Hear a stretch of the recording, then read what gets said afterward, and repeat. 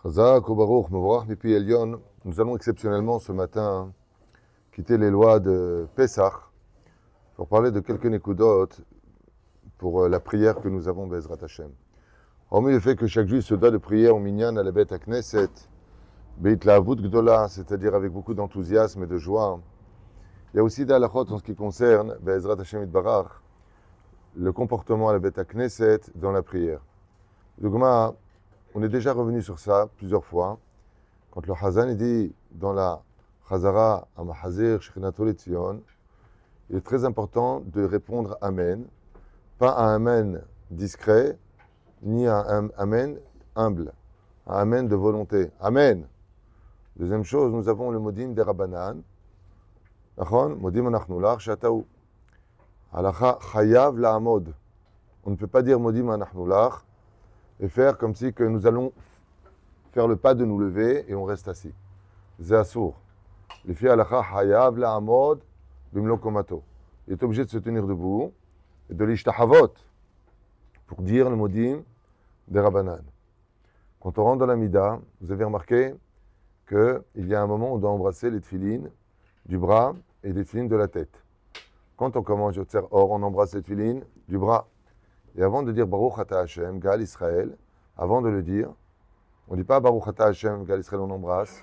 On dit avant de dire Baruch Ata Hashem et de rentrer dans la mida, on embrasse cette filine de la tête à ce moment-là, et seulement après on dit Baruch Ata Hashem, Gal Israël. Et tsarenu, il y a encore des gens qui n'ont pas compris qu'on n'a pas le droit de s'interrompre entre Gal Israël et Hashem, c'est Fatah Tiftah. Davonenu Arav. Lo evinu. Lama. Pour relier la prière à la rédemption finale. Quand la personne le dit, Baruch Ata Hashem, Gal Israël, le Gal Israël, il est déjà dans la Hamida. C'est-à-dire, il ne fait pas 3 pas en arrière, puis après 3 pas en avant. Je fais Baruch Ata Hashem, tu fais 3 pas en arrière, hop, tu rentres dedans. Baruch Ata Hashem, Gal Israël. Encore une fois, que ce soit à Natania, à Jérusalem ou ici même, j'entends des gens quand ils montent Hazan, quand ils font la prière du soir, ils disent Hachem, c'est pas Tiftach V'Yikitecha. Yesh bilboul po. Le seul moment où on entend Hachem du Chazan, même si c'est pas obligé, c'est le matin seulement. Le soir, il n'a pas besoin de dire Hachem. Souvent, les anciens, ils le font. Parce que comme ils disent le matin, Baruch Ata Hachem, Gal Israël Hachem, virgule, c'est pas Tiftach, virgule, ou Fiagit Elatecha. Ça, c'est pour l'ismor, ça, tu le dis pour faire comprendre que tu n'as pas respiré à ce moment-là. Ah bah, le soir, quel rapport?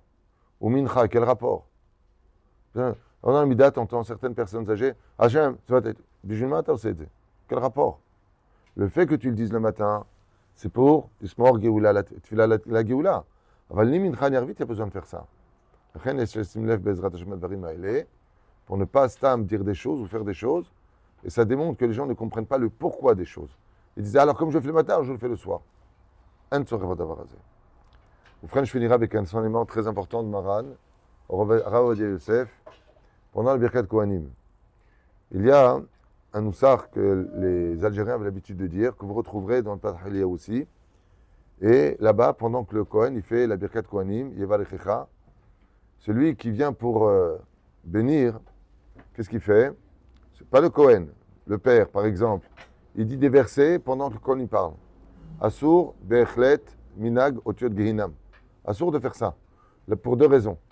La première, c'est que tu soustrais, dit le Rav Ovadia Yosef, qui c'est qui bénit?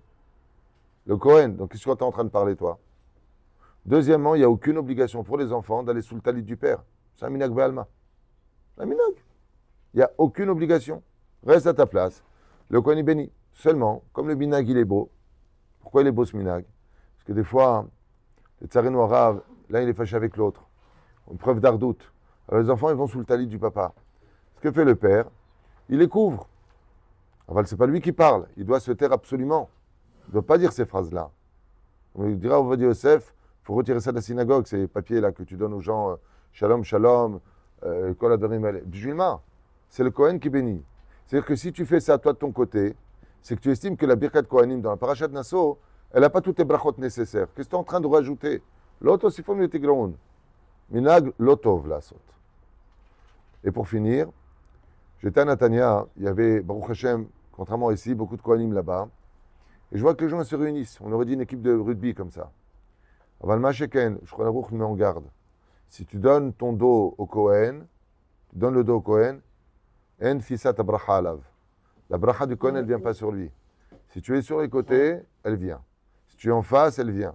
Mais si vous prétexte que vous allez faire un cercle, il faut faire la birkat Kohanim, et donc il y aura 2-3 personnes qui vont donner le dos, à ce moment-là, un cercle, c'est rond. Donc il y a automatiquement des gens qui vont donner le dos. En tfila nitfeset. Et pour finir, chers amis, on n'a pas le droit de passer devant une personne qui prie sa Amida, même pour la birkat Kohanim. Birkat Kohanim, c'est un bon midag, ok, tu vas aller sous le talit de ton papa, mais ça ne te donne pas le droit de passer devant des gens qui prient. Alors reste à ta place. Alors le père il regarde de loin son fils. Idiot, pourquoi tu n'es pas venu? Réponse, parce que l'imbécile, c'est pas moi, papa, je ne vais pas te dire. Mais si tu connaissais la halakha, je n'ai pas le droit de passer. Pourquoi? Parce que ce n'est pas une mitzvah d'aller sous le talit du père pendant la birkat Kohanim. Il n'y a pas de mitzvah. C'est un minag. C'est une façon de dire on est unis. C'est un message. C'est un message qu'on est unis. Ce n'est pas une mitzvah. Mais de passer devant quelqu'un qui fait sa midah, c'est une avéra. Le père, il doit dire, s'il étudie un peu la Torah, ne viens pas. Lama, il y a des gens qui prient, tu vas passer parmi eux. Ça s'appelle Torah Haïm. On a une Torah de principe, c'est Torah Haïm. Le mot est à halachot, kmo shetzarir, et faire les choses comme la Torah nous le demande et non pas comme nous, avec nos émotions, notre cœur. On se laisse téléguider par des chemins qui, malheureusement, des fois, sont empreints d'erreurs. La reine Bezrat Hashem, Shinskei Itrazek, et de faire ce que la Torah attend de nous, Béardout. Et bien sûr, tellement dur à faire, de se taire pendant la Hamida. Je connais même des gens qui disent qu'il faut se taire pendant la Hamida, et ils parlent pendant la Hamida. Et le Ben Ishraï, il les regarde. Vachamaïm. Chen Bezrat Hashem Shadam Ishtok Bishat Hamida. Pourquoi? L'Hamida ne vient pas simplement revenir pour ceux qui ne savent pas prier. L'Hamida a pour but, la Chazara, de faire monter la prière de tous ceux qui ont prié. Je m'explique. Quand vous faites la Hamida, vous êtes Besheket. Votre Hamida, elle est au-dessus de vous. Elle n'est pas montée devant Hachem. Quand est-ce qu'elle monte devant Hachem? Quand il y a la Chazara. Quand lui revient le Hazan et que vous dites Baruch Hu Baruch Shemo Amen, il fait monter la prière de tout le Tzibour. Ce qui fait que celui qui parle, sa prière, elle ne dépasse pas le plafond de la synagogue. Varim, Shutim, Beburim.